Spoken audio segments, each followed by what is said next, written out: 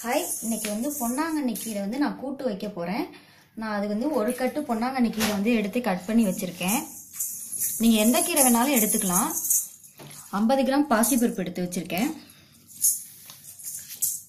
பெருங்காயம், கடுகு, உளுந்தம்பருப்பு, கருவேப்பிலை, காஞ்ச மிளகாய், வெங்காயம், ஒரு பெரிய வெங்காயம் எடுத்து கட் பண்ணி வச்சிருக்கேன்.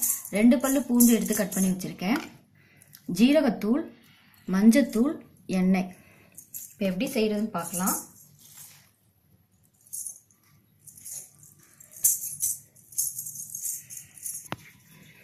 இப்போ குக்கரை வச்சாச்சு. குக்கர்ல கீரை நான் கழுவி எடுத்து வச்சிருக்கேன். ஃபர்ஸ்ட் கீரையை போட்டுடலாம்.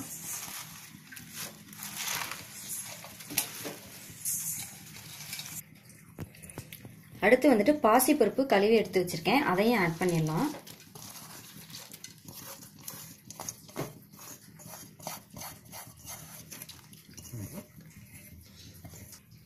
அதோட கொஞ்சம் பெருங்காயம் ஆட் பண்ணிடலாம்.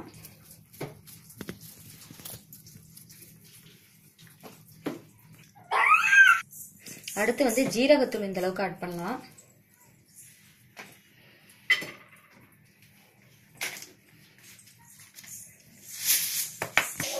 அடுத்து உப்பு உங்க தேவைக்கேற்ப யூஸ் படுத்திக்கங்க.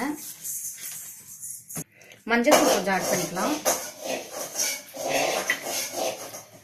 இப்போ தண்ணி ஆட் பண்ணிக்கலாம். தண்ணி கொஞ்சம் கீரை மூழ்கிற அளவு ஆட் பண்ணிக்கங்க. இது நல்லா மிக்ஸ். இப்போ மூடி போட்டு மூடி வச்சுக்கலாம். இது ஒரு 4 சத்தம் நல்லா வரட்டும். 4 சவுண்ட் வந்த பிறகு 4 சவுண்ட் வந்ததுக்கு அப்புறம் பார்க்கலாம். கீரை பருப்பு எல்லாமே நல்லா வெந்துருச்சு பாருங்க. கீரை நல்லா வெந்துருச்சு பாருங்க. பருப்பு நல்லா வெந்துருச்சு. வெங்காயம் எல்லாமே நல்லா வெந்துருச்சு. இப்போ இதை நல்லா மசிச்சு விடணும்.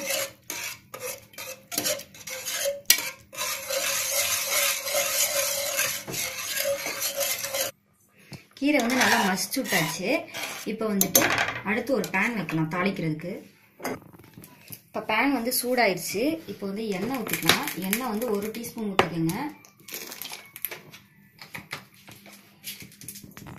எண்ணெய் சூடாயிருச்சு. அடுத்து கடுகு உளுந்தம்பருப்பு போட்டு தாளிக்கலாம்.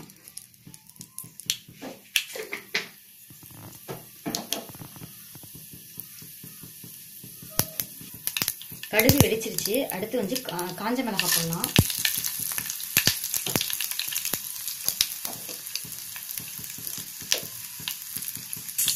அடுத்து கருவேப்பிலை போடலாம்.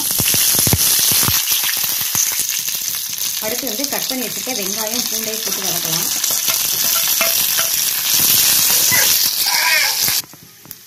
வெங்காயம் நல்லா வதங்கிருச்சுங்க. இதை கீரையோட ஆட் பண்ணலாம்.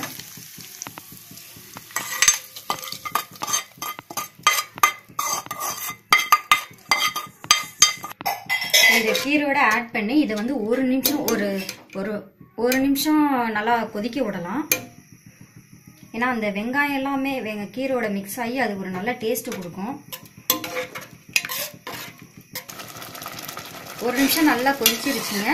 நீங்க இன்னும் கூட கொதிக்க வேணாம், கொதிக்க விட்டுக்கலாம். இதோட நீங்க கடைசியா தேங்காய் கூட ஆட் பண்ணிக்கலாம். ரொம்ப டேஸ்டா இருக்கும். இப்போ கீரை கூட்டு ரெடி ஆயிடுச்சு. நீங்க பாருங்க. இதை வேற பாத்திரத்துல டிரான்ஸ்ஃபர் பண்ணிடலாம். கீரை கூட்டு ரெடி ஆயிடுச்சுங்க. இந்த மாதிரி செஞ்சு பாருங்க. செஞ்சு சாப்பிட்டு எப்படி இருக்குன்ட்டு எனக்கு கமெண்ட் பண்ணுங்க. சப்ஸ்கிரைப் பண்ண நன்றி.